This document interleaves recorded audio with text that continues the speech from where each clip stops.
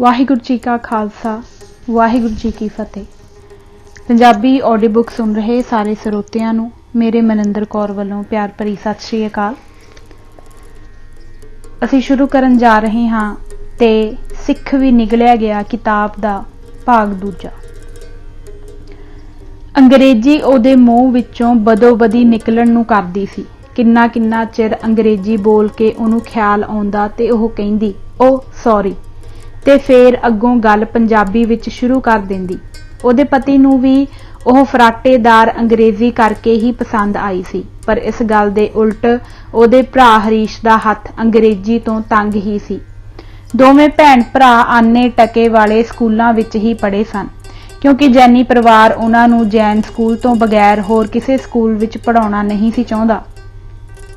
ਪਹਿਲਾਂ ਸਾਰੇ ਜੈਨੀ ਹੀ ਇਸ ਤਰ੍ਹਾਂ ਕਰਦੇ ਸਨ ਤੇ ਸਮਝਦੇ ਸਨ ਕਿ ਪੜ੍ਹਾਈ ਦੇ ਨਾਲ-ਨਾਲ ਜੈਨ ਸਕੂਲਾਂ ਵਿੱਚ ਬੱਚੇ ਜੈਨ ਧਰਮ ਦੇ ਤੌਰ ਤਰੀਕੇ ਵੀ ਸਿੱਖ ਜਾਂਦੇ ਹਨ।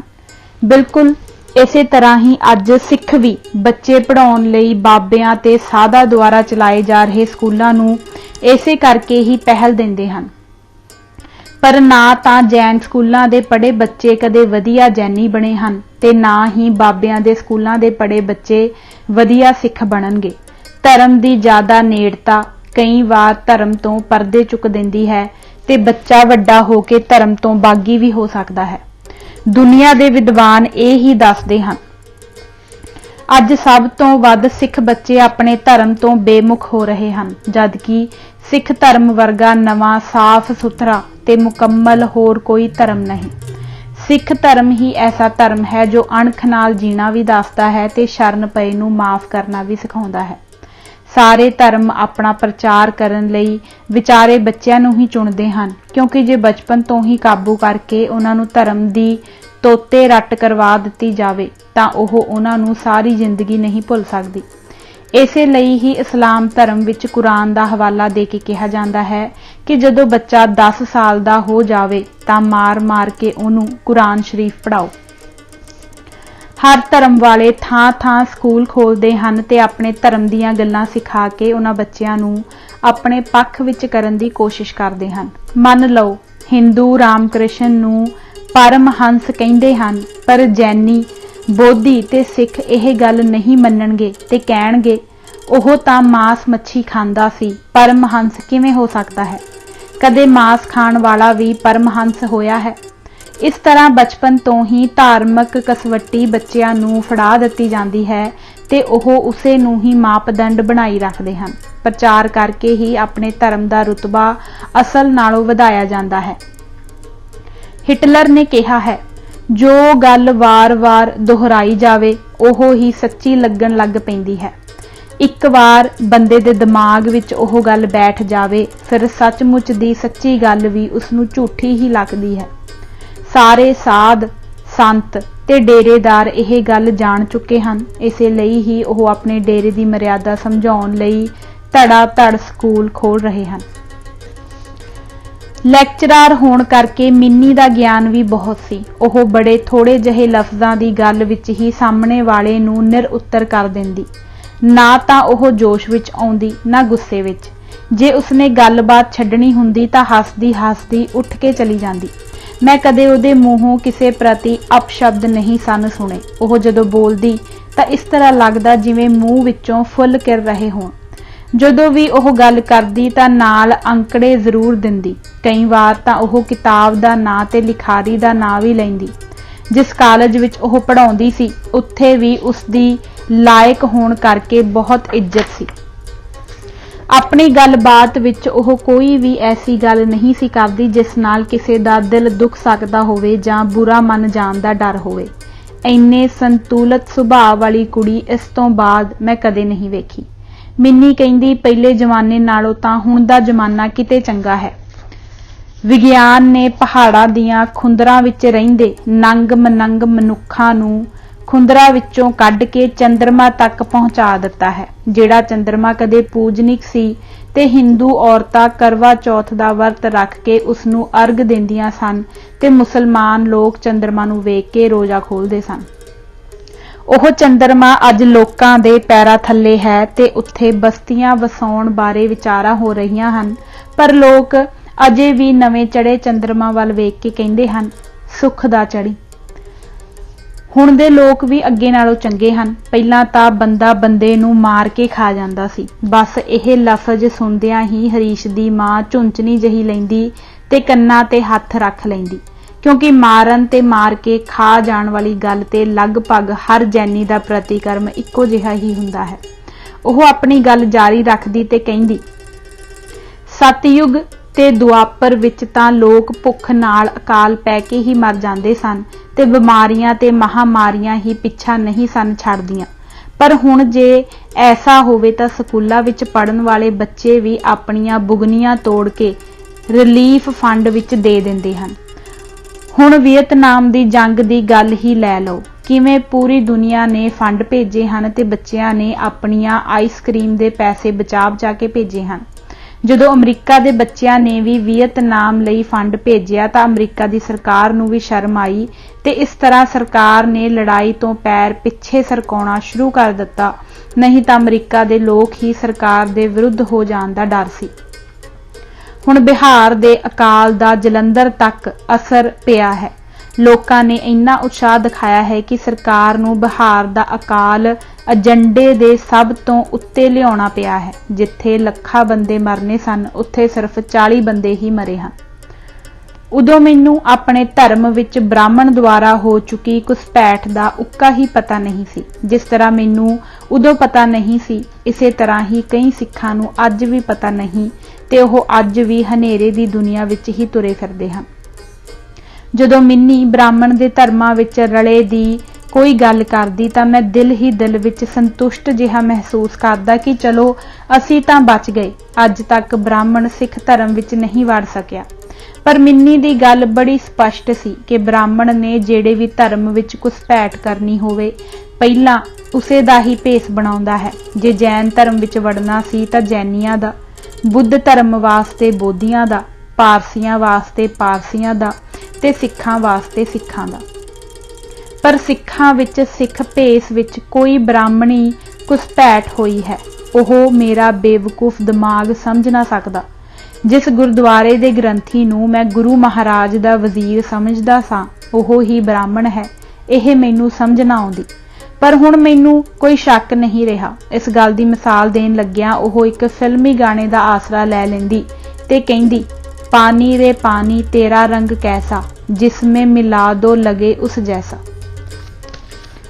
ਮਿੰਨੀ ਸਹਿਜ ਸੁਭਾਅ ਹੀ ਗੱਲ ਕਰੀ ਜਾਂਦੀ। ਸਤਯੁਗ ਵਿੱਚ ਹੀ ਤਾਂ ਕ੍ਰਿਸ਼ਨ ਜੀ ਆਪਣੀ ਰਿਸ਼ਤੇਦਾਰ ਕੁੜੀ ਨੂੰ ਭਜਾ ਕੇ ਲੈ ਗਏ ਸਨ ਤੇ ਦੇਵਤੇ ਅਸਮਾਨ ਤੋਂ ਆ ਕੇ ਲੋਕਾਂ ਦੀਆਂ ਪਤਨੀਆਂ ਨਾਲ ਬਲਾਤਕਾਰ ਕਰ ਜਾਂਦੇ ਸਨ।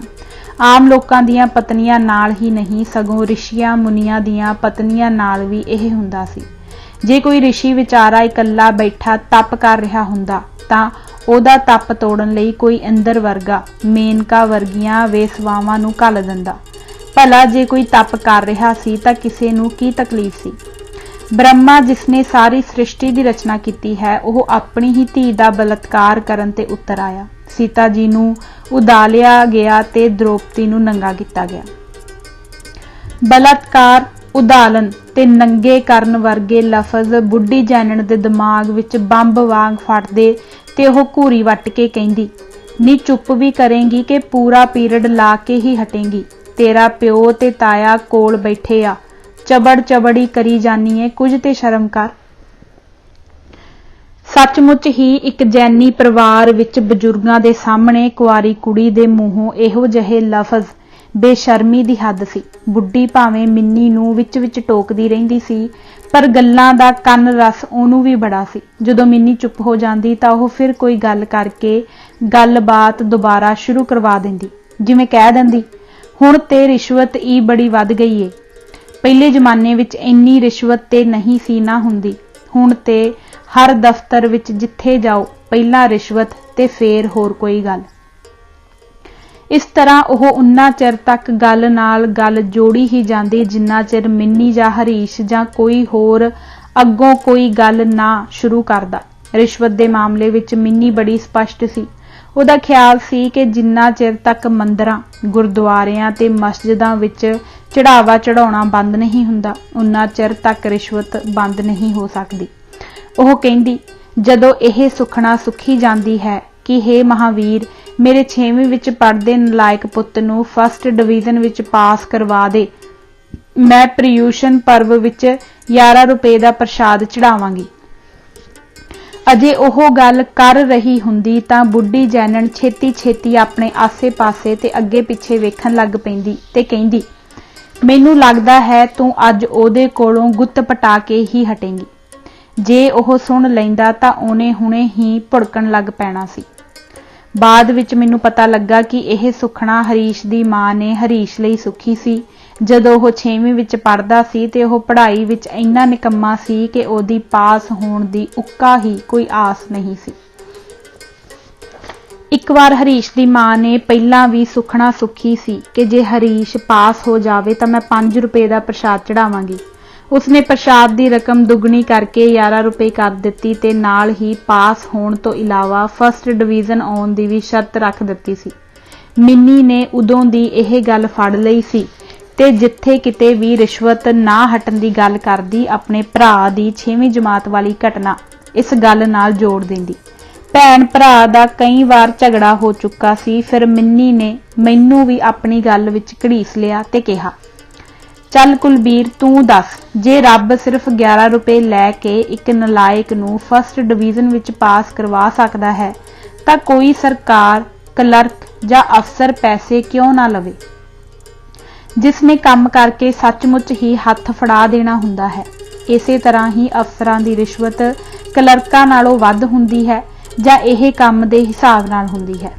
ਪਹਿਲੀ ਵਾਰ ਮੰਮੀ ਨੇ ਮਹਾਵੀਰ ਜੀ ਨੂੰ 5 ਰੁਪਏ ਰਿਸ਼ਵਤ ਦੇਣੀ ਮੰਨੀ ਸੀ। ਬਾਅਦ ਵਿੱਚ ਕੰਮ ਵੱਧ ਗਿਆ ਤੇ ਨਾਲ ਰਿਸ਼ਵਤ ਦੀ ਰਕਮ ਵੀ ਵੱਧ ਗਈ।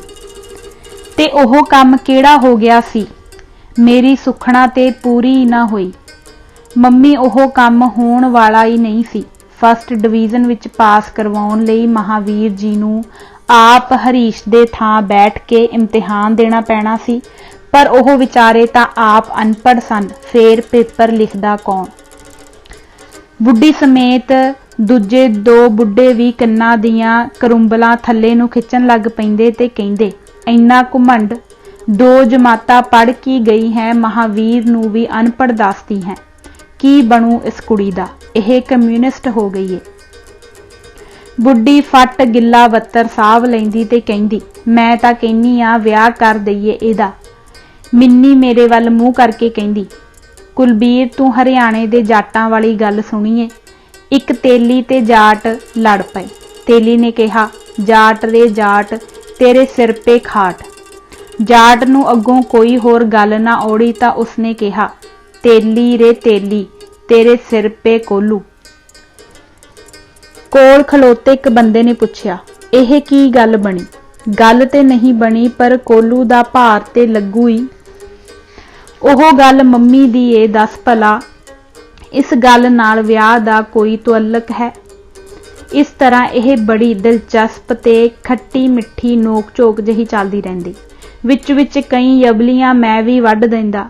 ਗੱਲਾਂ ਗੱਲਾਂ ਵਿੱਚ ਮਿੰਨੀ ਦੇ ਪਰਿਵਾਰ ਦੇ ਲੋਕ ਉਹਨੂੰ ਧਰਮ ਵਿਰੁੱਧ ਗੱਲਾਂ ਕਰਨ ਤੇ ਪਾਪ ਲੱਗਣ ਦਾ ਡਰਾਵਾ ਵੀ ਦਿੰਦੇ ਰਹਿੰਦੇ ਤੇ ਨਰਕ ਵਿੱਚ ਸੁੱਟੇ ਜਾਣ ਦਾ ਡਰ ਵੀ ਦਿੰਦੇ, ਪਰ ਇਹਨਾਂ ਗੱਲਾਂ ਨੂੰ ਨਾ ਉਹ ਮੰਨਦੀ ਸੀ ਤੇ ਨਾ ਹੀ ਉਸ ਮਲੂਕ ਜਿਹੀ ਕੁੜੀ ਨੂੰ ਡਰ ਹੀ ਲੱਗਦਾ ਸੀ। ਉਹ ਬਰਟੈਂਡ ਰਸਲ ਨਾਂ ਦੇ ਇੱਕ ਵਿਦਵਾਨ ਦਾ ਹਵਾਲਾ ਦੇ ਕੇ ਦੱਸਦੀ ਸੀ ਕਿ ਉਸਨੇ ਇੱਕ ਕਿਤਾਬ ਲਿਖੀ ਹੈ ਜਿਸ ਦਾ ਨਾਂ ਮੈਂ ਈਸਾਈ ਕਿਉਂ ਨਹੀਂ। ਈਸਾਈ ਇੱਕ ਹੀ ਜਨਮ ਮੰਨਦੇ ਹਨ ਤੇ ਨਰਕ ਸਵਰਗ ਵਿੱਚ ਸੁੱਟੇ ਜਾਣ ਦੀ ਗੱਲ ਵੀ ਕਰਦੇ ਹਨ।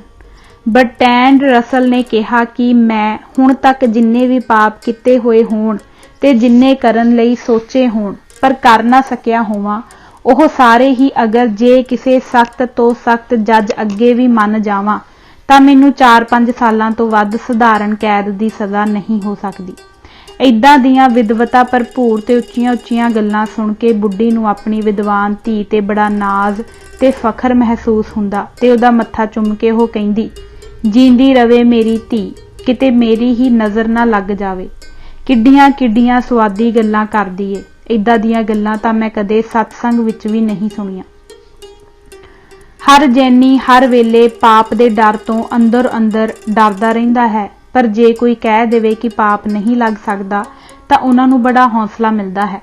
मिन्नी दीयां गल्लां भी उन्हां नूं बड़ा हौसला दिंदियां सन, पर जैन संस्कारां तो भी डरदे रहिंदे सन। मिन्नी दीयां ਇਹ ਗੱਲਾਂ सुन के मैनूं अपने बचपन दे ਉਹ दिन याद आ जांदे ਜਦੋਂ मैं ते मेरे नाल दे दूजी तीजी विच पढ़दे 5-6 साथी स्कूल पढ़न जांदे हुंदे सां। स्कूल दे राह विच एक शमशान घाट सी, जिस दा विरला जिहा लोहे दा गेट सड़क दे ऐन कंढे ते पैंदा सी ते उस गेट दे अंदरों ਉਹ बहुत ही वड्डा सारा वरांडा सारे दा सारा दसदा सी, जिस दियां कंधां ते धर्मराज दी कचहरी जिथे मर के गए प्राणियां दा लेखा जोखा, सजावां, मुआफियां ते नरक स्वर्ग विच भेजण दे फैसले हुंदे चितरे गए सन। एक चित्र विच संडे ते सवार यमदूत नूं मातलोक वल नूं आउंदा विखाया गया सी। मातलोक विच कुछ लोग अपने अपने कार विहार करदे विखाए गए सन, जिन्हां दे मोढियां ते 2 निक्के निक्के गुड्डियां जहियां वर्गे पुतले जहे चित्रगुप्त विखाए होए सन। उन्हां दे हत्थ विच कापियां ते लिखण नूं जानवरां दे खंभ फड़े होए सन। उन्हां दे लिखे अनुसार ही दूसरे चित्र विच धर्मराज फैसला कर रिहा विखाया होया सी।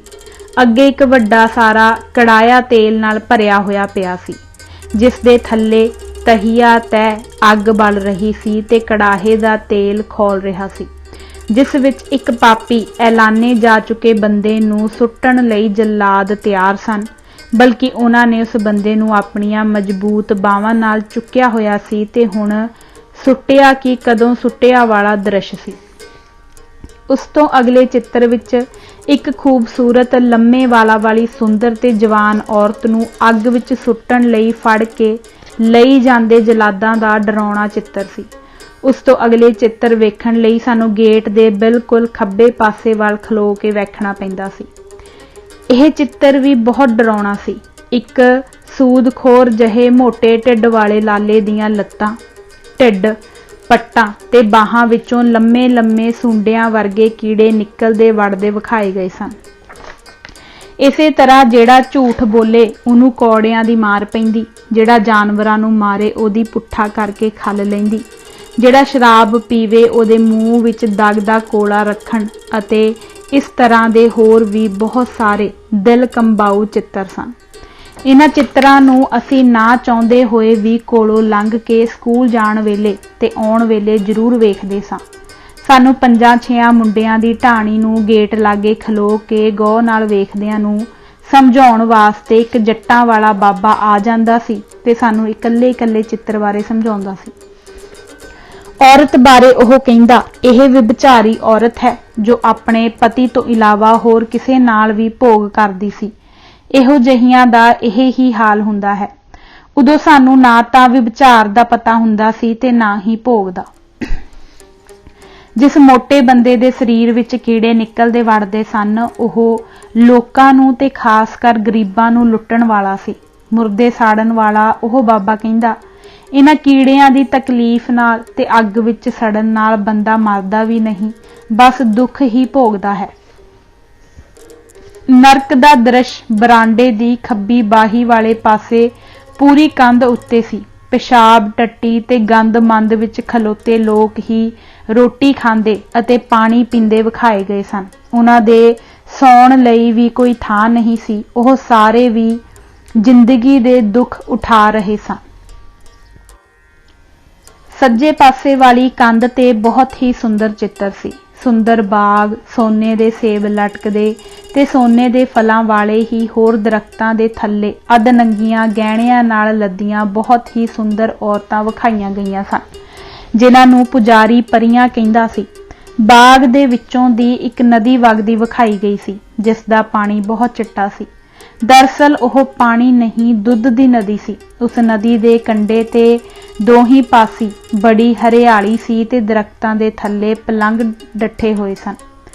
उन्हां ते राजियां वर्गे कपड़े पाई मोटियां मोटियां मणकियां वालियां मालां ते सिर ते चिट्टियां कलगियां लाई राजियां वर्गे बंदे बैठे सन, जिन्हां नूं परियां सुराहियां विचों गलासां विच पा के शराब फड़ाउंदियां सन।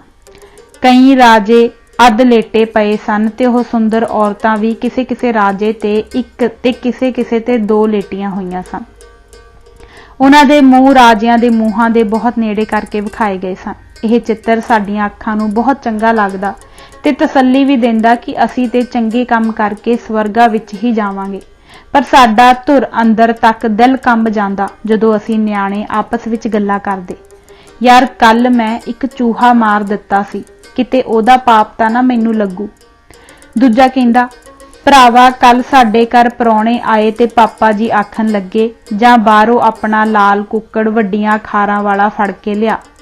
वड्डिया ते ओनू मेरे चाचे ने सी, पर फड़ के ते मैं ही लियाया सा ना।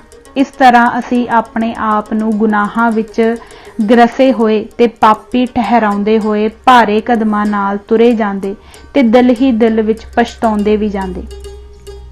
इस तरह सोचां विच डुੱਬਿਆਂ नूं सानूं पता ही ना लगदा कि कदों साडा स्कूल आ गया है। जरा ध्यान नाल सोचीए तां ब्राह्मण दे बनाए होए इस जाल दी पूरी समझ लग जांदी है।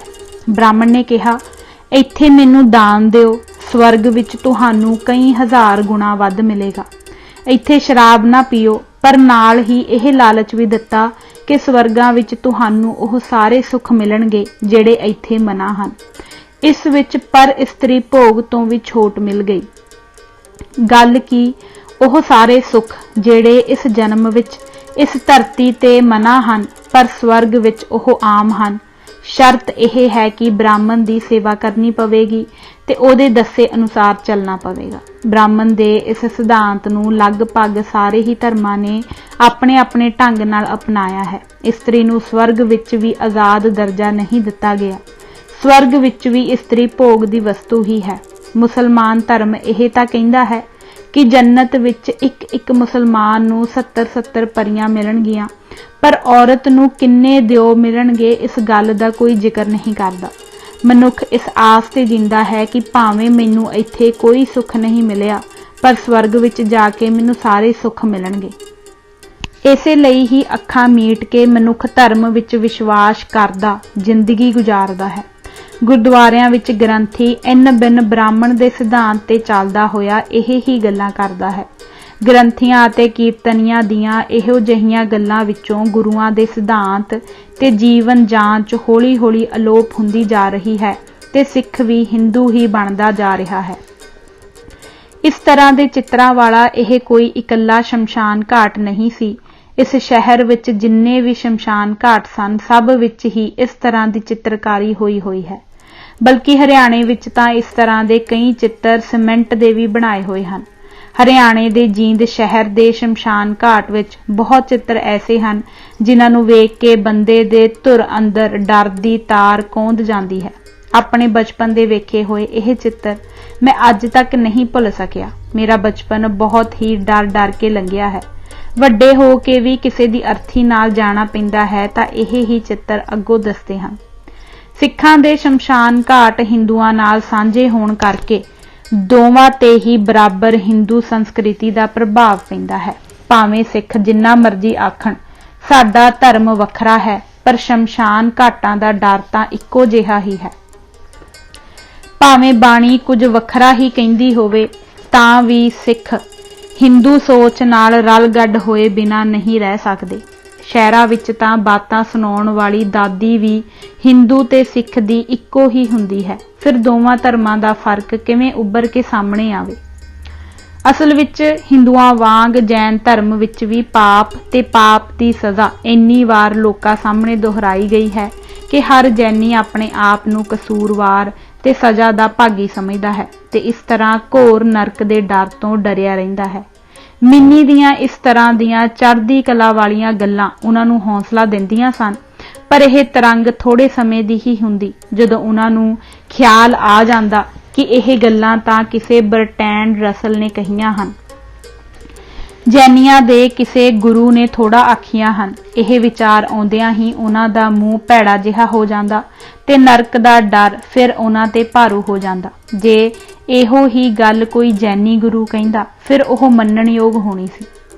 ईसाईया दा की है, ओह तां एवें ही कई गल्लां इधर उधर दियां करदे रहिंदे हन। ईसाई धर्म ਜਾਂ कोई होर धर्म जैन धर्म ਦੇ ਪਾਏ ਦੇ थोड़ा ਹਨ। बस बिल्कुल ਇਹੋ ਗੱਲ ही सिख धर्म ਦੀ है। सिख परिवारां विच भी लगभग ਇਹੋ ਜਿਹੀਆਂ ਗੱਲਾਂ ही ਹੁੰਦੀਆਂ ਹਨ। सिख किसी विद्वान की गल नालों अनपढ़ कथावाचक की गल नूं ज़्यादा ध्यान नाल सुनते हैं। साहिब श्री गुरु ग्रंथ साहिब जी विच कईयां थावां ते स्वर्ग नरक दा खंडन है ते कई थाई नहीं। डर ते अणजाणिया भौ सिखां दे मनां विच भी बैठा होया है। इसे लई ही सिख ते इत्थों तक कि अंम੍ਰਿਤਧਾਰੀ सिंह भी समाधां ते मड़ियां आदि थावां ते मत्था टेक देंदे हन। वडभाग सिंह दे डेरे, धीर मल्लियां ते राम राइयां दे डेरे ते जिथे जाना तां कि सुपने विच भी इन्हां थावां दा ध्यान मन विच लियाउणा ते इन्हां नाल कोई मेल मिलाप रखना सिख धर्म विच मना है। उत्थे अंम੍ਰਿਤਧਾਰੀ सिंह शब्द पढ़दे जांदे हन। इस विग्यानक युग विच भी कई सिख कहिंदे हन कि सुल्तानपुर लोधी एक ऐसी जगह है जिथे तेईया ताप कैद किया होया है। हुण भी सिख तेईया बुखार चढ़न ते उत्थे जांदे हन ते नक रगड़दे हन। इस विग्यानक युग विच भी सिखां दे अनपढ़ता दी दलदल विच निग्गर जाण दीआं निशानियां मौजूद हन। असल विच सिख ओह रिहा ही नहीं जो गुरु नानक देव जी ते बाद विच गुरु गोबिंद सिंह जी ने खंडे बाटे दा अमृत छका के सजाया सी। हुण तां इह भुलेखियां भेख ते गलत फहमी दा शिकार एक पुतला मात्र प्राणी है जो लाई लग परिवर्ती दा बन जाण करके आवागोण ही कर्म कांडा विच फसिया होया एक पैंद किता गया हिंदू नज़र आउंदा है, जिसकी पेंद खत्म हो चुकी है ते यह पहली गंढ तो ही फिर पुंगर के हिंदू बूटा बन गया है। हुण तां इसदे संविधानक अधिकार भी खुस चुके हैं।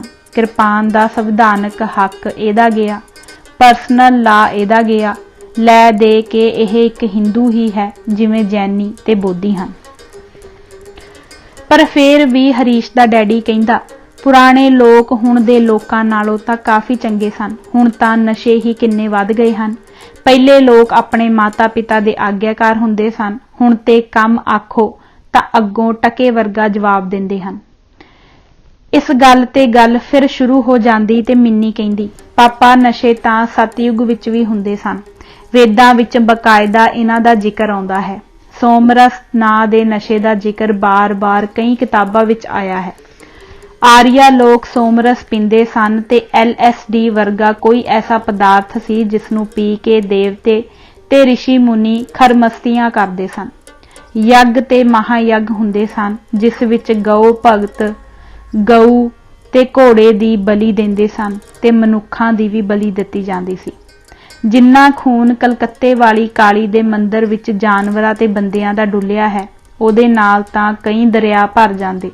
जे उदों दे लोग इन्ने भले मानस हुंदे तां महावीर यह क्यों कहिंदे कि चोरी ना करो। महावीर ने चोरी नूं 5 बुरियां गल्लां विचों एक बुरी गल कहा है। जे सारे लोग उदों चंगे ही सन तां फिर महावीर इन्हां बुरियां गल्लां तों हट जाण लई किहनूं कह रहे सन। महात्मा बुद्ध भी जिन्ना चिर जींदे रहे लोकां नूं बुरे कम्मां तों हटाउंदे रहे।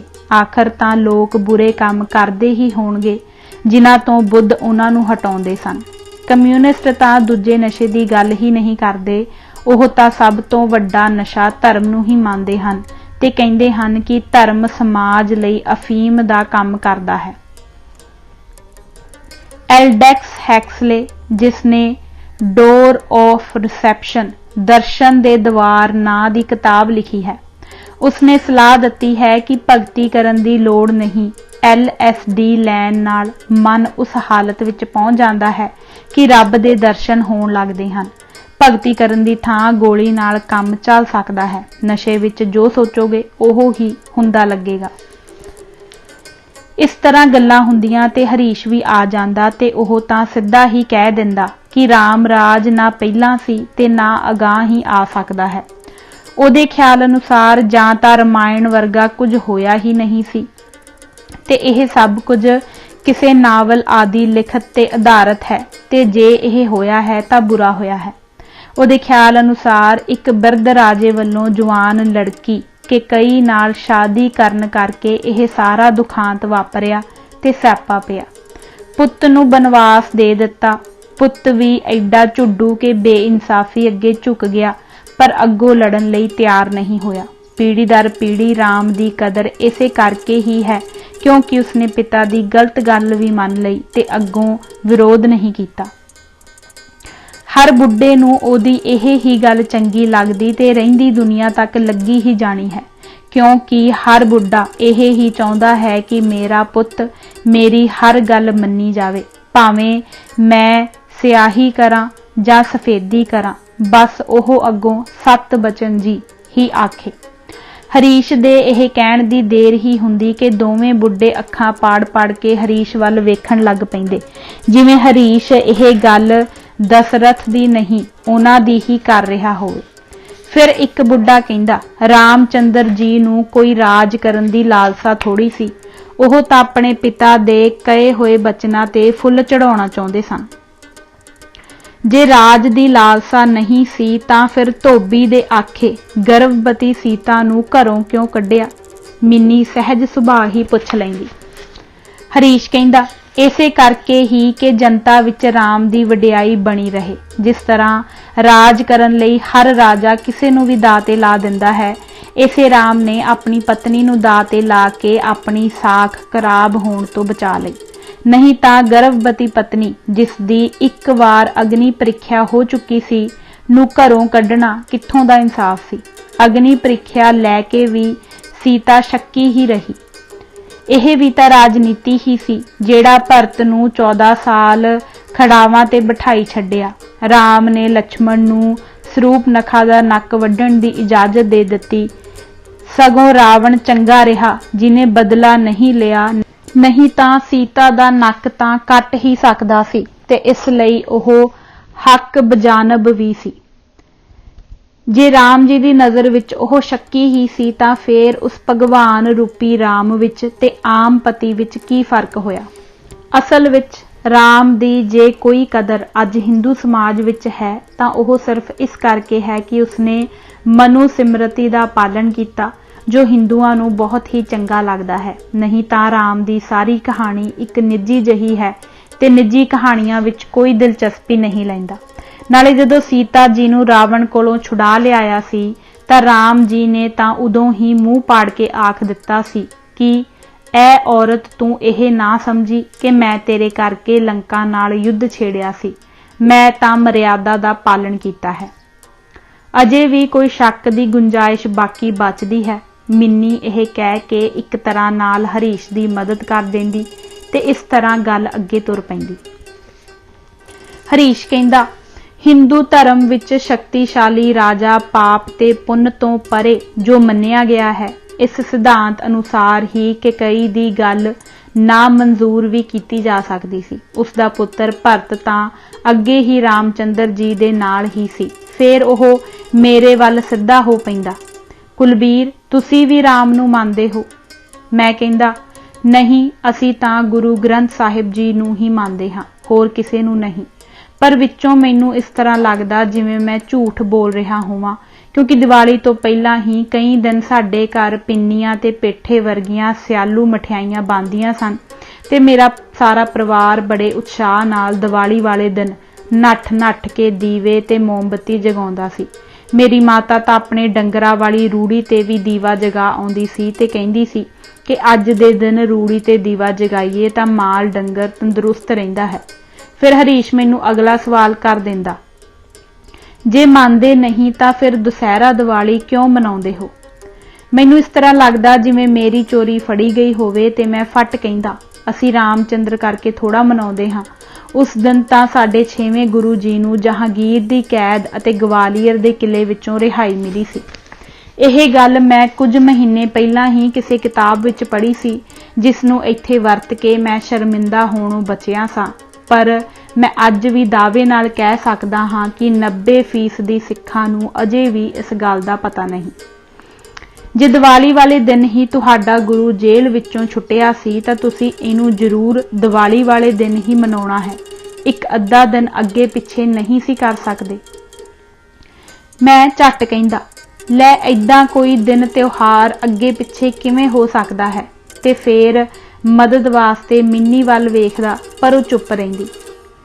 पर तुहाडी एक लड़ाई शायद फिरोजपुर दी, की पता नहीं मुक्तसर दी गर्मियां विच होई सी, पर तुसी ओनू हर साल सियाल दे सब तो ठंडे महीने माघ विच मनाउंदे हो। जे तुसी किसी त्योहार नू 6 महीने अगाह पिछां कर सकते हो तां गुरु जी दी रिहाई दी खुशी मनाउण वाला दिन दिवाली तो एक दिन अगे जां 5 दिन पिछे नहीं सी कर सकदे। मैं निर उत्तर हो जांदा ते सोचण लग पैंदा कि इनू मुक्तसर दी मागी दा किवें पता है। फिर मैनू याद आउंदा, ओहो मैं ही तां इनू यह सारी गल दसी सी जदों यह रोह दी खीर बनाउण लई मेरे फार्म विच गन्नियां दी रोह लैण आया सी। इस तरह मैं शर्मिंदा जिहा हो के चुप कर जांदा ते हरीश मिन्नी नू कहिंदा, मिन्नी तू वेख लई, इन्हां सिखां ने भी अपने जैनियां वांग हिंदू रूपी अजगर दे मूँह विच चले जाना है ते जिद्दां आपां नू पता नहीं ना लगा, इन्हां सिखां नू भी नहीं लगना। यह सख्त टिप्पणी सुन के भी मेरी विरोधता वास्ते जुबान ना खुलदी। पता नहीं गल सच्ची सी जां मेरा ज्ञान ही घट सी, मेरी जीभ नू ताला लग जांदा ते मैं कुछ ना बोल सकदा। मिन्नी सिर्फ इन्ना ही कहिंदी, हाँ यह ते है। बाकी सारे बुढ़े जैनी डिगर डिगर वेखी जांदे, बल्कि असी सारे ही एक दूजे वल वेखी जांदे ते बोलदे कुछ ना, पर मेरे अंदर एक युद्ध जिहा चलन लग पैंदा ते मेरा दिल ये कदे ना मंनदा कि सिख भी कदे निगले जा सकते हैं। साडियां कुर्बानियां बहुत हैं, असी जैनियां वांग नहीं निगले जा सकते। जैनियां ने मनुखता लई किता ही की है। पता नहीं मेरे मूहों किवें यह लफज उच्ची सारी निकल जांदे, पर हरीश कहिंदा, कुर्बानी तां बकरियां दी भी बहुत हुंदी है, पर अज तक कदे किसे बकरे दी कबर बनी वेखी है जिस ते दीवे जगदे होण। तुसी तां भारत दे बकरे हो, की तुहाडी सिखां दी कुर्बानी ते बकरियां दी कुर्बानी विच कोई फर्क है? बकरियां नू छोले चारे मोटे किते ते वड लिया, तुहानू फौज विच भर्ती कीता, बकरियां वांग ही तुहाडी परवरिश कीती ते जंग विच झोक दिता। ना अज तक कदे बकरियां ने वड्डण वेले इतराज कीता है ते ना तुसी ही करदे हो। बकरियां नू भी कुर्बानी दा फखर है, तुहानू भी है।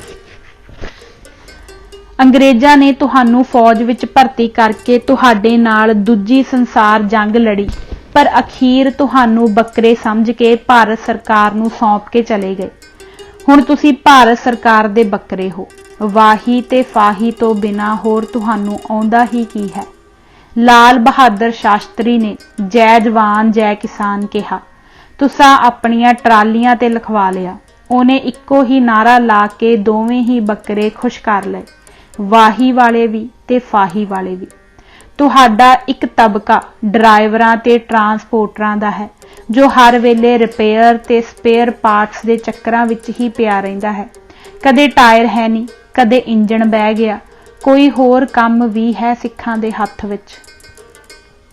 मैं कहिंदा, है क्यों नहीं, शहरां विच साडीआं दुकानां हन, एजेंसियां हन।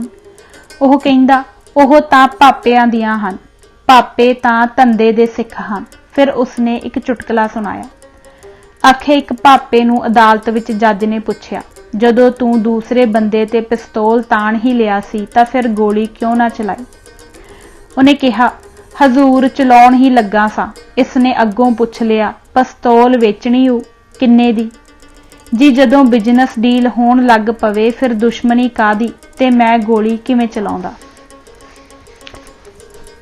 फिर तुहाडा की ख्याल है कि तुहाडियां पुराने जमाने विच होईयां मुगलां नाल लड़ाइयां ते हुण आज़ाद भारत दियां एजीटेशनां शहरी दुकानदार सिखां ने लड़ियां हन?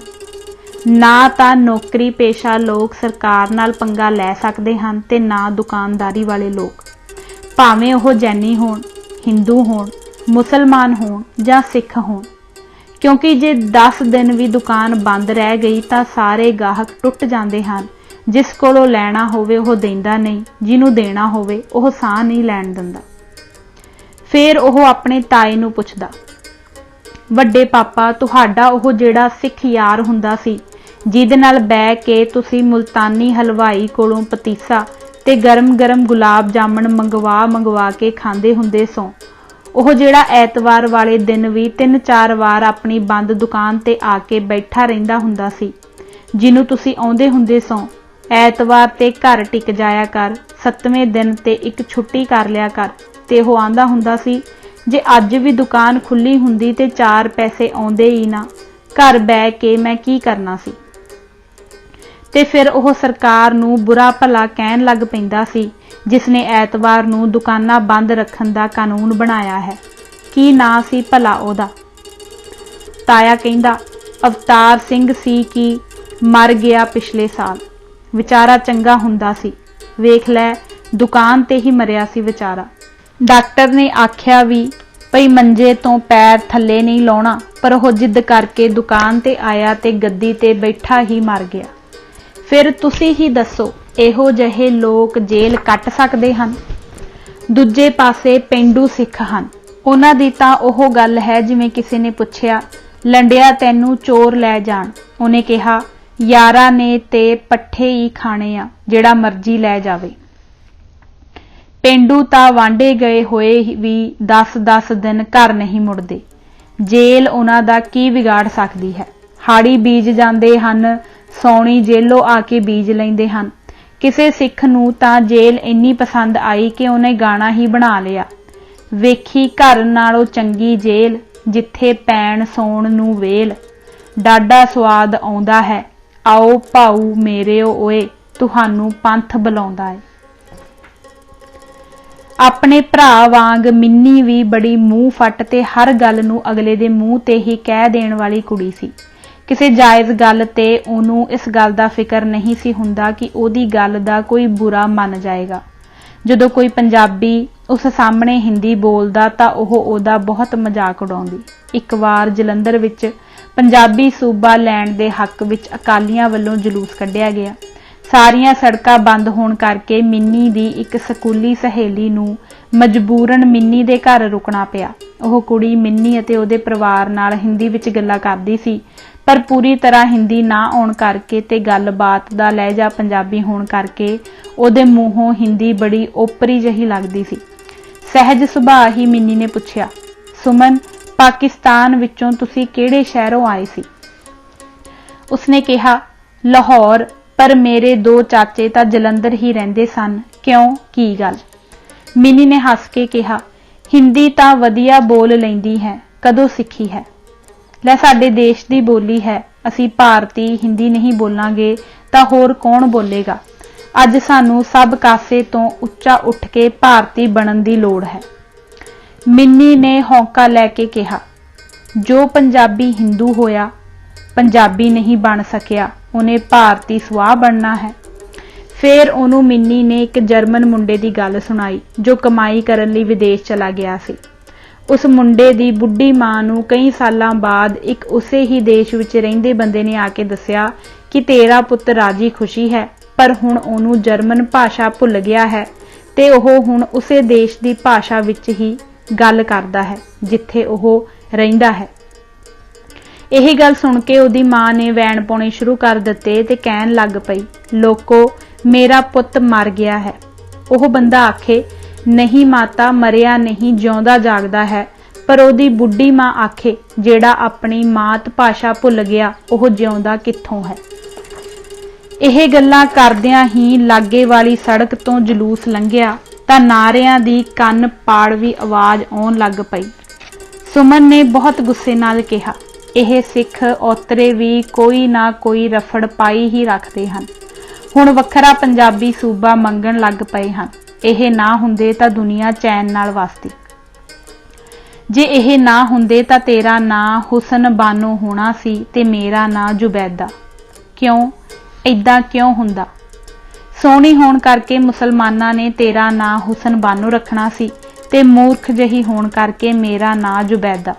ਇਸ ਧਰਤੀ ਤੇ ਸਾਰੇ ਮੁਸਲਮਾਨ ਹੋਣੇ ਸਨ ਤੇ ਹਿੰਦੂਆਂ ਦਾ ਕਿਤੇ ਨਾਂ ਨਿਸ਼ਾਨ ਨਹੀਂ ਸੀ ਹੋਣਾ। ਆਪਣੇ ਆਪ ਨੂੰ ਮੁਰਖ ਕਹਿ ਕੇ ਉਸਨੇ ਸਹੇਲੀ ਨੂੰ ਨਾਰਾਜ਼ ਵੀ ਨਾ ਹੋਣ ਦਿੱਤਾ ਤੇ ਗੱਲ ਵੀ ਕਹਿ ਦਿੱਤੀ। ਹਰੀਸ਼ ਦੇ ਪਿਤਾ ਤੇ ਤਾਏ ਦੇ ਖਿਆਲ ਅਨੁਸਾਰ ਪੁਰਾਣੇ ਗ੍ਰੰਥਾਂ ਵਿੱਚ ਲਿਖਿਆ ਹੋਇਆ ਕਦੀ ਵੀ ਗਲਤ ਨਹੀਂ ਹੋ ਸਕਦਾ, ਕਿਉਂਕਿ ਉਹ ਮਹਾਂਪੁਰਖਾਂ ਜੋ ਰੱਬ ਨੂੰ ਪਹੁੰਚੇ ਹੋਏ ਹੁੰਦੇ ਹਨ, ਦੁਆਰਾ ਲਿਖਿਆ ਜਾਂ ਲਿਖਵਾਇਆ ਗਿਆ ਹੁੰਦਾ ਹੈ। ਪਰ ਨਵੀਂ ਪੀੜ੍ਹੀ ਦਾ ਉਹਨਾਂ ਦਾ ਪੁੱਤ ਤੇ ਧੀ ਮਿਸਾਲਾਂ ਦੇ ਦੇ ਕੇ ਇਸ ਗੱਲ ਦੇ ਬਖੀਏ ਉਧੇੜ ਦਿੰਦੇ ਸਨ ਤੇ ਉਹਨਾਂ ਵਿਚਾਰਿਆਂ ਨੂੰ ਬੋਲਣ ਜੋਗੇ ਨਹੀਂ ਸਨ ਛੱਡਦੇ। ਹਰੀਸ਼ ਕਹਿੰਦਾ, ਪਾਪਾ ਗਲਤ ਕਿਉਂ ਨਹੀਂ ਹੋ ਸਕਦਾ? ਅੱਜ ਤੋਂ 300 ਸਾਲ ਪਹਿਲਾਂ ਸਾਰੀ ਦੁਨੀਆ ਇਹ ਮੰਨਦੀ ਸੀ ਕਿ ਧਰਤੀ ਚਪਟੀ ਹੈ। ਇਹ ਗੱਲ ਉਹ ਬੜੇ ਦਾਅਵੇ ਨਾਲ ਕਹਿੰਦੇ ਸਨ ਕਿਉਂਕਿ ਇਹ ਗੱਲ ਬਾਈਬਲ ਵਿੱਚ ਲਿਖੀ ਹੋਈ ਹੈ। ਇਸ ਲਈ ਝੂਠੀ ਹੋਣ ਦਾ ਤਾਂ ਸਵਾਲ ਹੀ ਪੈਦਾ ਨਹੀਂ ਹੁੰਦਾ। ਵਿਚਾਰੇ 80 ਸਾਲ ਦੇ ਬੁੱਢੇ ਗੈਲੀਲੀਓ ਨੂੰ ਫਾਂਸੀ ਦੇ ਦਿੱਤੀ ਗਈ। ਆਖੇ ਤੂੰ ਬਾਈਬਲ ਤੋਂ ਜ਼ਿਆਦਾ ਸਿਆਣਾ ਹੈ। ਜਦੋਂ ਉਹਨੂੰ ਗ੍ਰਿਫਤਾਰ ਕਰਕੇ ਉਸ ਤੇ ਮੁਕੱਦਮਾ ਚਲਾਇਆ ਗਿਆ ਤਾਂ ਜੱਜ ਨੇ ਉਹਨੂੰ ਕਿਹਾ, ਜਾਂ ਤਾਂ ਬਿਨਾਂ ਸ਼ਰਤ ਇਹ ਕਹਿ ਦੇ ਕਿ ਧਰਤੀ ਚਪਟੀ ਹੈ ਜਿਵੇਂ ਬਾਈਬਲ ਵਿੱਚ ਲਿਖਿਆ ਹੋਇਆ ਹੈ, ਤੇ ਜਾਂ ਫਾਂਸੀ ਲੱਗਣ ਲਈ ਤਿਆਰ ਹੋ ਜਾ। ਵਿਚਾਰੇ ਗੈਲੀਲੀਓ ਨੇ ਕਿਹਾ, ਮੇਰੇ ਕੋਲੋਂ ਤਾਂ ਜੋ ਮਰਜ਼ੀ ਅਖਵਾ ਲਓ, ਮੇਰੀ ਆਖੀ ਗੱਲ ਤਾਂ ਮੇਰੀ ਪਤਨੀ ਤੇ ਬੱਚੇ ਤੱਕ ਨਹੀਂ ਮੰਨਦੇ ਤੇ ਨਾ ਹੀ ਤੁਸੀਂ ਸਾਰੇ ਮੰਨਦੇ ਹੋ। ਫਿਰ ਸੂਰਜ ਤੇ ਧਰਤੀ ਨੇ ਕਿੱਥੋਂ ਮੰਨਣੀ ਹੈ? ਧਰਤੀ ਸੂਰਜ ਦੁਆਲੇ ਚੱਕਰ ਕੱਟਦੀ ਹੈ ਤੇ ਨਾਲੇ ਗੋਲ ਹੈ। ਅਸਲ ਗੱਲ ਤਾਂ ਇਹੋ ਹੈ, ਭਾਵੇਂ ਮਾਰ ਦਿਓ ਤੇ ਭਾਵੇਂ ਛੱਡ ਦਿਓ। ਉਤਰਾ ਮੇਰੇ ਕੋਲੋਂ ਜੋ ਮਰਜ਼ੀ ਅਖਵਾ ਲਓ ਤੇ ਲਿਖਵਾ ਲਓ, ਮੈਂ ਲਿਖ ਦਿੰਦਾ ਹਾਂ। ਪਰ ਈਸਾਈਆਂ ਨੂੰ ਇਹ ਪਤਾ ਸੀ ਕਿ ਜੇ ਇਹ ਗੱਲ ਫੈਲ ਗਈ ਕਿ ਬਾਈਬਲ ਵਿੱਚ ਲਿਖੀਆਂ ਹੋਈਆਂ ਗੱਲਾਂ ਵਿੱਚੋਂ ਇੱਕ ਗੱਲ ਗਲਤ ਨਿਕਲੀ ਹੈ ਤਾਂ ਲੋਕਾਂ ਦਾ ਬਾਈਬਲ ਤੇ ਵਿਸ਼ਵਾਸ ਹੀ ਨਹੀਂ ਰਹਿਣਾ। ਜੇ ਕਿਸੇ ਧਰਮ ਗ੍ਰੰਥ ਵਿੱਚ ਇੱਕ ਗੱਲ ਗਲਤ ਹੋਵੇ ਤਾਂ ਹੋ ਸਕਦਾ ਹੈ ਦੂਜੀ ਵੀ ਗਲਤ ਹੋਵੇ।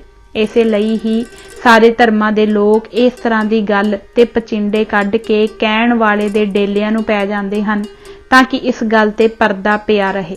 ਅਖੀਰ ਵਿਚਾਰੇ ਗੈਲੀਲੀਓ ਨੂੰ ਫਾਂਸੀ ਦੇ ਹੀ ਦਿੱਤੀ ਗਈ। ਹਰੀਸ਼ ਦੀ ਇਹ ਗੱਲ ਬਿਲਕੁਲ ਸੱਚੀ ਸੀ।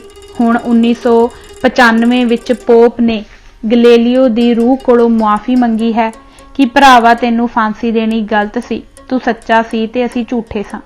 ਪਰ ਇਹ ਲਫ਼ਜ਼ ਕਿ ਧਰਤੀ ਚਪਟੀ ਹੈ ਤੇ ਸੂਰਜ ਧਰਤੀ ਦੁਆਲੇ ਚੱਕਰ ਲਾਉਂਦਾ ਹੈ ਅਜੇ ਵੀ ਬਾਈਬਲ ਵਿੱਚੋਂ ਨਹੀਂ ਕੱਢੇ ਗਏ।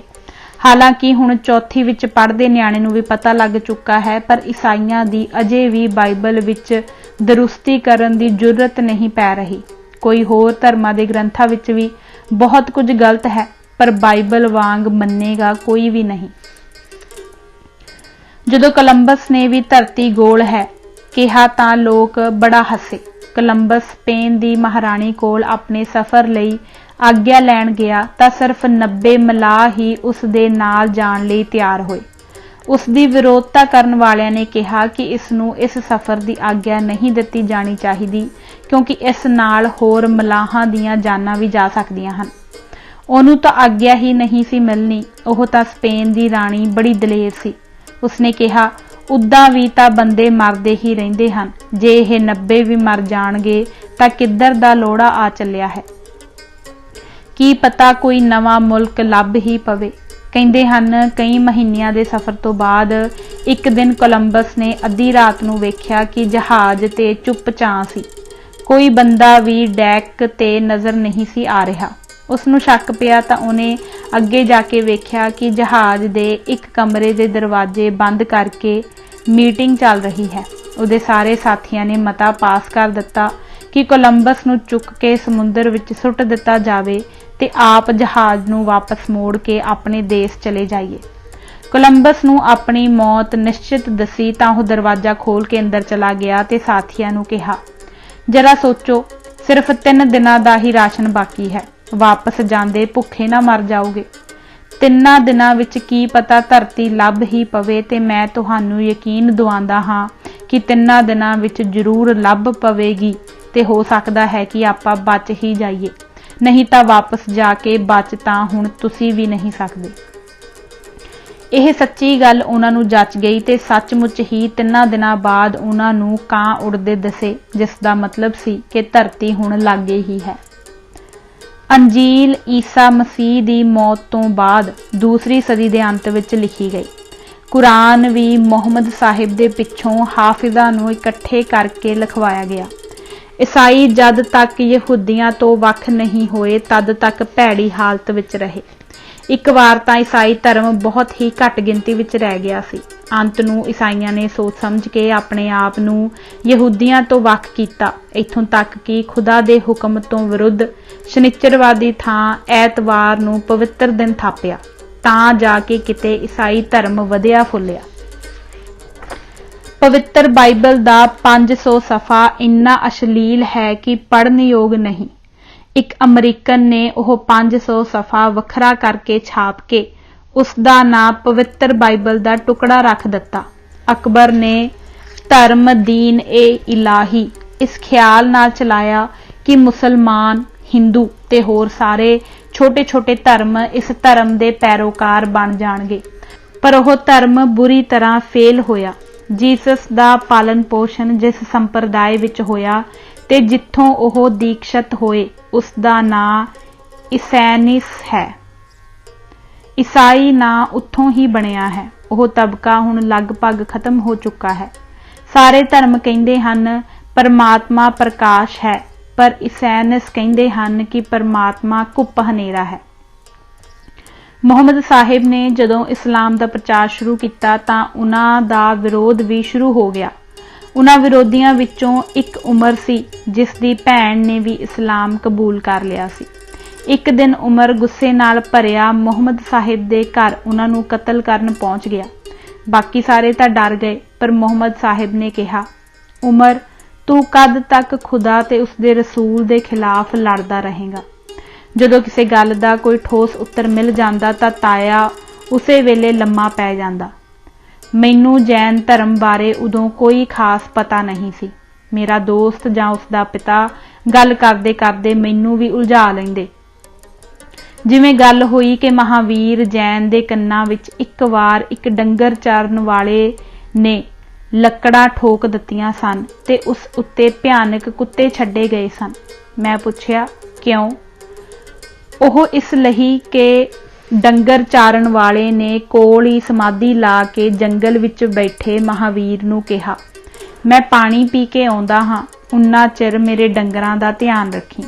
महावीर ने उदां ही सिर हिला दिता, पर भगती विच लीन रहे। जदों ओह बंदा आया तां डंगर जंगल विच खिलर पुलर गए सन।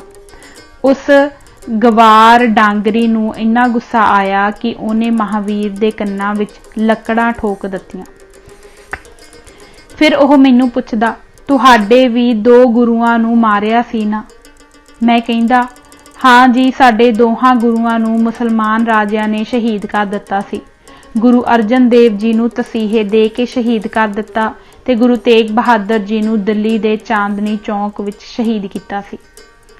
फिर ओह बुढ़ा पुछदा, यार तुहाडा ओह कौन सी जिहदा सिर वड्ढिया गया सी ते फेर भी ओह भज्जा जांदा सी ते फौजां नूं मारदा जांदा सी ते अंबरसर तुहाडे वड्डे मंदिर विच जा डिग्गा सी? मैं कहिंदा, जी ओह बाबा दीप सिंह जी सन। उन्हां दी उम्र 80 साल सी ते उन्हां दा खंडा 18 सेर दा सी, जिन्हूं कोई चज नाल चुक भी नहीं सी सकदा। उन्हां दा सीस वड्ढिया गया सी। वड्डे होए सीस नाल ही बाबा जी ने कहा, मेरा सिर मेरे हत्थ ते रख दिओ। ते इस तरह लड़दे लड़दे ओह हरमंदर साहिब तो 2 कू फरलांग उरे डिग पैन लगे तां किसे ने उन्हां नूं चेता कराया, बाबा जी तुसां ते हरमंदर साहिब पहुंच के सिर देना सी, हुण इत्थे ही डिगन लगे हो। तां उन्हां ने जोर नाल अपने सीस नूं भगा के मारिया। लत्था होया सीस हरमंदर साहिब दी परिक्रमा विच जा डिग्गा। उत्थे एक पासे उन्हां दी याद बनी हुई है। सारे बड़े गंभीर होके गल सुनदे, पर सिर एक वार पूरा कट के थल्ले डिग पैण ते फिर 6 मील लड़दे लड़दे जाना ते 2 फरलांग तो सीस सुटना उन्हां दे मनण विच ना आउंदा। फिर हरीश कोई खुल के टिप्पणी तां ना करदा, क्योंकि उन्होंने पता सी कि सिख अपने धर्म के मामले विच बड़े कुपत्ते हुंदे हन ते किसे दी कोई दलील जां गल सुनन तो पहलां ही मारो मारी ते उत्तर आउंदे हन। सिर्फ इन्ना कु कहिंदा, देख बई कुलबीर, किसे डॉक्टर नूं पुछ के वेख लै। सारे कहणगे कि जदों बंदे दे सिर दा कनैक्शन धड़ नालों कट्टिया जावे, जिवें पानी विच डुब के साह बंद हो जाण ते जां सिर कट्टे जाण ते जदों आक्सीजन की सप्लाई दिमाग तक नहीं पहुंचती तां दिमाग दीआं लखां ही बरीक बरीक नाड़ियां 5 मिंटां तो बाद ਟੁੱਟਣ ਲੱਗ ਪੈਂਦੀਆਂ ਹਨ ਤੇ 1.5-2 ਮਿੰਟ ਵਿੱਚ ਪੂਰੀ ਤਰ੍ਹਾਂ ਟੁੱਟ ਜਾਂਦੀਆਂ ਹਨ। ਇੱਕ ਵਾਰ ਨਾੜਾਂ ਦਾ ਜਾਲ ਟੁੱਟ ਜਾਵੇ ਤੇ ਜੇ ਬੰਦਾ ਬਚ ਵੀ ਜਾਵੇ ਤਾਂ ਪੱਥਰ ਤੇ ਬੰਦੇ ਵਿੱਚ ਕੋਈ ਫਰਕ ਨਹੀਂ ਰਹਿੰਦਾ, ਬਸ ਡੁੰਨ-ਵੱਟਾ ਬਣ ਜਾਂਦਾ ਹੈ।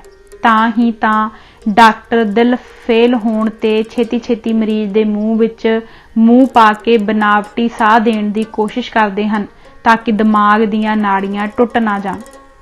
ਫਿਰ ਉਹ ਗੱਲ ਵਿੱਚੇ ਛੱਡ ਕੇ ਕਹਿੰਦਾ, ਤੈਨੂੰ ਦੱਸਣ ਦਾ ਕੀ ਫਾਇਦਾ, ਤੂੰ ਕਿਤੇ ਕਿੱਡਾ ਕੁ ਸਮਝਦਾਰ ਹੈ। ਮੈਂ ਫੱਟ ਕਹਿੰਦਾ, ਸ਼ਰਮ ਕਰ ਸ਼ਰਮ, ਆ ਪਿਛਲੇ ਇਮਤਿਹਾਨ 'ਚ ਹੀ ਮੇਰੇ ਤੇਰੇ ਨਾਲੋਂ ਜ਼ਿਆਦਾ ਨੰਬਰ ਸਨ, ਤੂੰ ਤਾਂ ਇੱਕ ਸਬਜੈਕਟ ਵਿੱਚੋਂ ਫੇਲ ਵੀ ਹੋਇਆ ਸੈਂ।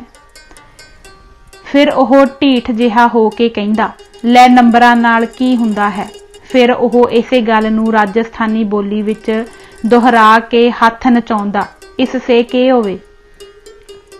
ਇਹ ਗੱਲਾਂ ਉਹ ਝੇਪ ਮਿਟਾਉਣ ਨੂੰ ਕਹਿੰਦਾ ਕਿਉਂਕਿ ਉਹਦੇ ਪਿਓ ਸਾਹਮਣੇ ਮੈਂ ਉਹਦੀ ਨਲਾਇਕੀ ਜੋ ਜ਼ਾਹਰ ਕਰ ਦਿੰਦਾ।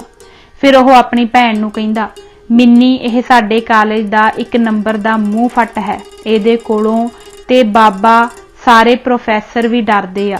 ਇੱਕ ਦਿਨ ਪ੍ਰਿੰਸੀਪਲ ਸਾਹਿਬ ਨੂੰ ਵੀ ਪੈ ਗਿਆ ਸੀ। ਮਿੰਨੀ ਕਹਿੰਦੀ, ਕਿਉਂ? ਰਾਸ਼ਟਰਪਤੀ ਡਾਕਟਰ ਰਾਜਿੰਦਰ ਪ੍ਰਸਾਦ ਜੀ ਨੇ DAV ਕਾਲਜ ਆਉਣਾ ਸੀ। ਉਹਨਾਂ ਨੂੰ NCC ਆਰਮੀ ਵਿੰਗ ਨੇ ਸਲਾਮੀ ਦੇਣੀ ਸੀ। ਇਹ NCC ਰਾਈਫਲਸ ਦਾ ਅੰਡਰ ਅਫਸਰ ਹੈ। ਪ੍ਰਿੰਸੀਪਲ ਨੂੰ ਇਹਨੇ ਕਿਹਾ, ਜਾਂ ਤੇ NCC ਰਾਈਫਲਸ ਵੀ ਭਾਗ ਲਵੇਗੀ, ਨਹੀਂ ਤੇ ਕੋਈ ਵੀ ਸਲਾਮੀ ਨਹੀਂ ਦੇਵੇਗਾ। ਪ੍ਰਿੰਸੀਪਲ ਸਾਹਿਬ ਇਸ ਮਾਮੂਲੀ ਦਿਹਾਤੀ ਅੱਗੇ ਝੁਕ ਗਏ। ਇਹਨੇ ਆਰਮੀ ਵਿੰਗ ਦੇ ਅੰਡਰ ਅਫਸਰ ਦੇ ਨਾਲ ਖਲੋ ਕੇ ਆਕੜ ਕੇ ਫੋਟੋ ਖਿਚਵਾਈ। ਉਦਣ ਦਾ ਹੀ ਆਕੜਿਆ ਫਿਰਦਾ। ਫਿਰ ਮੇਰੇ ਵੱਲ ਹੱਥ ਕਰਕੇ ਕਹਿੰਦਾ, ਵੇਖ ਤੇ ਸਹੀ ਕਿੱਦਾਂ ਅੰਦਰੋਂ ਅੰਦਰ ਖੁਸ਼ ਹੋ ਰਿਹਾ ਹੈ। ਉਸਦੀਆਂ ਉਹ ਗੱਲਾਂ ਸਾਰਿਆਂ ਨੂੰ ਦੱਸਣੀਆਂ ਮੈਨੂੰ ਵੀ ਚੰਗੀਆਂ ਲੱਗਦੀਆਂ ਸਨ। ਉਹਦੀ ਮਾਂ ਚਾਹ ਲਿਆਉਣ ਲਈ ਆਵਾਜ਼ ਮਾਰਦੀ। ਉਹਦੇ ਪਿਓ ਦੇ ਇਹ ਕਹਿਣ ਤੇ ਕਿ ਇਹਨੇ ਨਾਸਤਕ ਹੋ ਜਾਣਾ ਹੈ। ਹਰੀਸ਼ ਕਹਿੰਦਾ, ਨਹੀਂ ਪਾਪਾ, ਇਸ ਜਨਮ ਵਿੱਚ ਚਾਹੁੰਦਾ ਹੋਇਆ ਵੀ ਮੈਂ ਨਾਸਤਕ ਨਹੀਂ ਬਣ ਸਕਦਾ। ਇੱਕ ਅੰਗਰੇਜ਼ ਨੇ ਕਿਤਾਬ ਲਿਖੀ ਹੈ, ਉਸ ਵਿੱਚ ਉਹਨੇ ਕਿਹਾ ਹੈ, ਮੇਰਾ ਈਸਾਈ ਧਰਮ ਤੋਂ ਵਿਸ਼ਵਾਸ ਉੱਠ ਗਿਆ ਹੈ ਤੇ ਬਾਕੀ ਧਰਮਾਂ ਤੋਂ ਵੀ ਉੱਠ ਗਿਆ ਹੈ, ਪਰ ਫਿਰ ਵੀ ਕਿਧਰੇ ਗਹਿਰੇ ਵਿੱਚ ਜੀਸਸ ਮੇਰੇ ਮਨ ਵਿੱਚ ਬੈਠਾ ਹੈ। ਇਸੇ ਤਰ੍ਹਾਂ ਹੀ ਭਾਵੇਂ ਮੇਰਾ ਵੀ ਹੁਣ ਕਿਸੇ ਧਰਮ ਵਿੱਚ ਕੋਈ ਖਾਸ ਵਿਸ਼ਵਾਸ ਨਹੀਂ, ਪਰ ਫਿਰ ਵੀ ਭਗਵਾਨ ਮਹਾਵੀਰ ਮੈਨੂੰ ਨਾਸਤਕ ਨਹੀਂ ਬਣਨ ਦਿੰਦਾ। ਕਈ ਵਾਰ ਜੰਨੀ ਬੁੱਢਾ ਮੈਨੂੰ ਪੁੱਛਦਾ, ਕੁਲਬੀਰ ਤੁਹਾਡੇ ਧਰਮ ਵਿੱਚ ਵੀ ਨਰਕ ਸਵਰਗ ਹੈ ਕਿ ਨਹੀਂ? ਹੋਣਾ ਹੀ ਆ ਜੀ। ਗੁਰਬਾਣੀ ਵਿੱਚ ਚਿੱਤਰਗੁਪਤ ਜੋ ਸਾਰਾ ਲੇਖਾ ਲਿਖ ਕੇ ਧਰਮਰਾਜ ਨੂੰ ਭੇਜਦੇ ਹਨ ਲਿਖਿਆ ਹੈ ਤੇ ਉਹਨਾਂ ਦੇ ਲਿਖੇ ਅਨੁਸਾਰ ਕਿਸੇ ਨੂੰ ਨਰਕ ਤੇ ਕਿਸੇ ਨੂੰ ਸਵਰਗ ਮਿਲਦਾ ਹੈ। ਇਸ ਤੋਂ ਵੱਧ ਤਾਂ ਮੈਨੂੰ ਖਾਸ ਪਤਾ ਵੀ ਨਹੀਂ ਸੀ ਹੁੰਦਾ।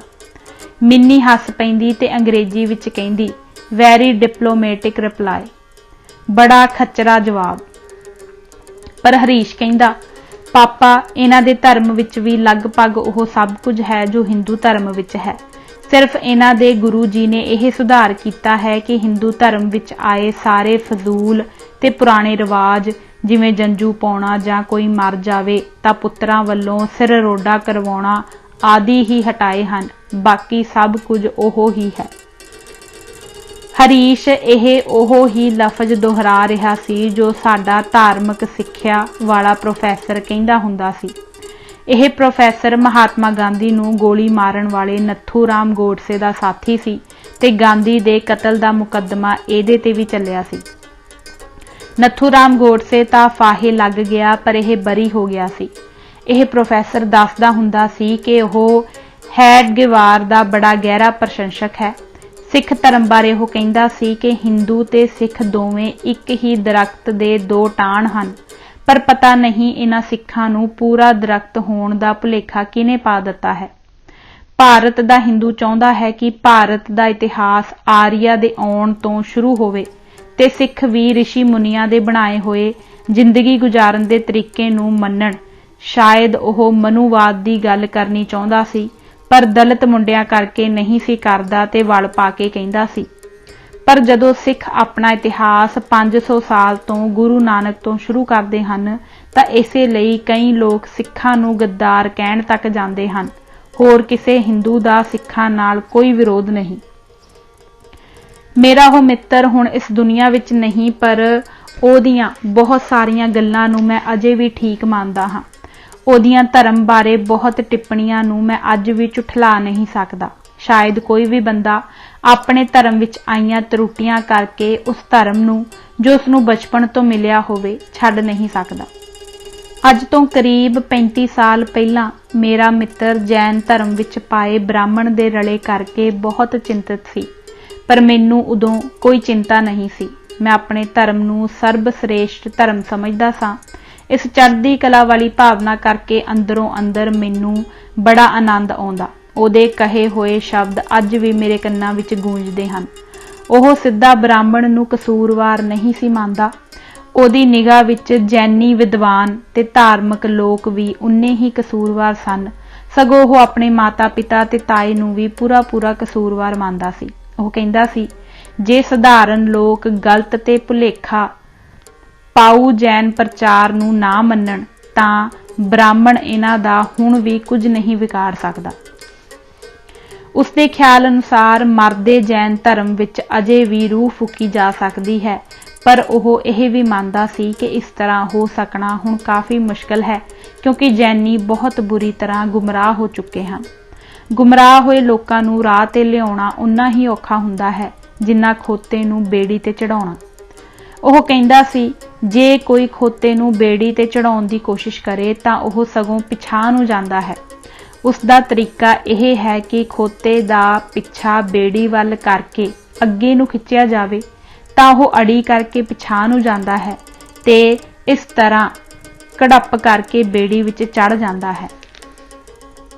पता नहीं क्यों वह किसी भी सुधार नूं असंभव मानता सी, बल्कि उसका फतवा सी कि हुण कुछ नहीं हो सकता। इक्को ही समय ते उसदियां दो सोचां शायद निराशा दा सिट्टा सन। इहो ही हाल अज हर जागरूक सिख दा है। उपरोक्त सारियां गल्लां तो मैं उदों अनजान सां, पर अज नहीं। मैनूं हुण पूरा पता है कि जैनियां दी निगरी हालत बारे जिन्ना मेरा मित्र इन्नी छोटी उम्र विच उदों चिंतित सी, अज सिखां दी हालत उस तों कई गुणा वध भैड़ी स्थिति विच है। जैन तां जिथे को उदों सन उत्थे को ही हुण हन, पर सिख बहुत डूंगी खड्ड विच डिग चुके हैं। मैनू उदों यह समझ नहीं सी हुंदी कि जे मूँह खुर दी बीमारी मज्जां नूं लग गई होवे तां ओह होर जानवरां नूं भी लग जांदी है।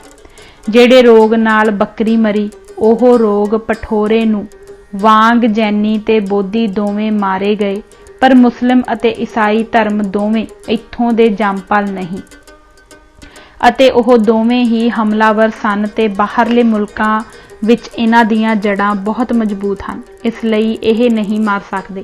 जदों कि दूजे चारे धर्म अर्थात जैनी, बोधी, पारसी ते सिख नहीं बच सकते। ब्राह्मण ने सिखां नूं विचों विच खा लिया है। जैनियां दे धार्मिक ग्रंथां विच रला तां पिया, पर उन्हां दा अहिंसा दा असूल अजे भी ज्यों दा त्यों है। इस असूल तो ही वह अपना सुधार करना चाहण तां शायद संभव हो सकता होवे, पर सिख धर्म का तां हुण कोई असूल ही नहीं रह गया। जिस धर्म दे पैर वड्डे जाण उसका की बन सकता है। गुरुद्वारियां दे ग्रंथी ब्राह्मण का रूप लै चुके हैं ते पंजा तख्तां दे जथेदार शंकरचारिया पिठां दा। साधा संतां ने लोकां दे दिमाग बीमार कर दिते हैं अते झूठियां सच्चियां साखियां सुना सुना के इन्ना कचरा भर दिता है जो हुण कढ़िया नहीं जा सकता। 10 गुरु साहिबान जिन्हां ने पूरे 200 साल विच सिखां दा रूप ते सिद्धांत तैयार कीता सी, अज डेरेदार साधा संतां दी धूड़ विच आम सिखां दी पछाणों बाहर होण दी नौबत तक आ गया है। 10 गुरु साहिबान ने जिहड़ा काम सिखां नूं ना करन दी हिदायत कीती सी, ओह काम सगों जरूर ही करवाउण लई साध संत हर हीला वसीला वरत रहे हैं। ब्राह्मण दी तोते रट नूं गुरु जी ने नकारिया सी, पर अज गुरु ग्रंथ साहिब जी दी शब्दी सिक्ख्या ग्रहण करन दी थां सगों सिखां ने गुरु ग्रंथ साहिब नूं ही ब्राह्मणां वांग रटना शुरू कर दिता है।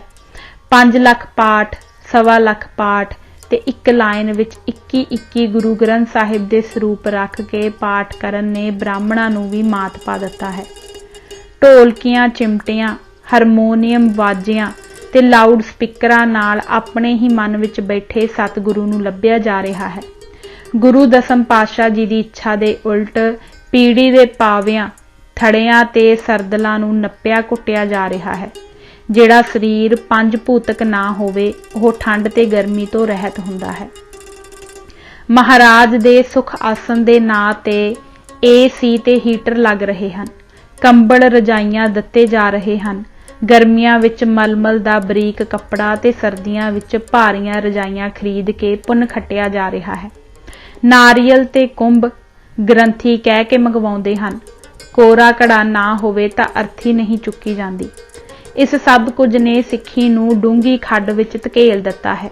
ਡੇਰਿਆਂ ਦੇ ਸਾਧਾਂ ਨੂੰ ਗੁਰੂਆਂ ਦੇ ਗੁਰਪੁਰਬ ਮਨਾਉਣੇ ਭੁੱਲ ਗਏ ਹਨ, ਪਰ ਆਪਣੇ ਤੋਂ ਪਹਿਲਾਂ ਹੋ ਚੁੱਕੇ ਸਾਧਾਂ ਦੇ ਮੇਲੇ ਲਵਾਉਂਦੇ ਤੇ ਗੁਰਪੁਰਬ ਤੋਂ ਵੀ ਜ਼ਿਆਦਾ ਅਡੰਬਰ ਰਚਦੇ ਹਨ। ਭਗਤ ਕਬੀਰ ਜੀ ਦੀ ਬਾਣੀ ਦਾ ਉਹ ਮੁੱਖ ਵਾਕ, ਦੋਨੋਂ ਹਾਥ ਉਲੀਚੀਏ ਯਹੀ ਸੰਤਨ ਕਾ ਕਾਮ, ਅੱਜ ਬੇਮਤਲਬ ਹੋ ਗਿਆ ਹੈ।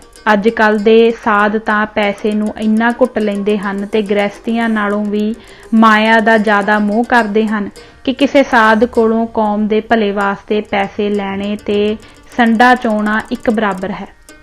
ਅੱਜ ਜੈਨੀਆਂ ਤੇ ਬੋਧੀਆਂ ਵਾਂਗ ਸਿੱਖ ਧਰਮ ਵੀ ਪੂਰੀ ਤਰ੍ਹਾਂ ਬ੍ਰਾਹਮਣ ਦੀ ਗ੍ਰਿਫਤ ਵਿੱਚ ਹੈ। ਸਿੱਖ ਹਿੰਦੂ ਰੂਪੀ ਅਜਗਰ ਦੇ ਵਲੇਵੇਂ ਵਿੱਚ ਫਸ ਚੁੱਕਾ ਹੈ।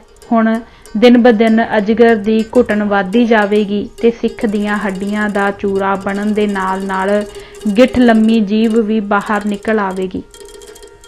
ਜਿਨ੍ਹਾਂ ਡੇਰੇ ਵਾਲੇ ਸੰਤਾਂ ਸਾਧਾਂ ਨੇ ਆਮ ਸਿੱਖਾਂ ਦੀ ਅਗਵਾਈ ਕਰਕੇ ਉਹਨਾਂ ਨੂੰ ਹਿੰਦੂ ਰੂਪੀ ਅਜਗਰ ਦੇ ਮੂੰਹ ਵਿੱਚੋਂ ਬਚਾਉਣਾ ਸੀ, ਉਹ ਤਾਂ ਆਪ ਅਜਗਰ ਬਣ ਚੁੱਕੇ ਹਨ। ਹੁਣ ਸਿੱਖ ਦਾ ਕੀ ਬਣਨਾ ਹੈ? ਸਤਿਗੁਰੂ ਸੱਚੇ ਪਾਤਸ਼ਾਹ ਸਹਾਈ ਹੋਣ। ਇਸ ਦੇ ਨਾਲ ਹੀ ਇਹ ਕਿਤਾਬ ਅੱਜ ਅਸੀਂ ਇੱਥੋਂ ਤੀਕ ਹੀ ਪੜ੍ਹਾਂਗੇ। ਵਾਹਿਗੁਰੂ ਜੀ ਕਾ ਖਾਲਸਾ, ਵਾਹਿਗੁਰੂ ਜੀ ਕੀ ਫਤਿਹ।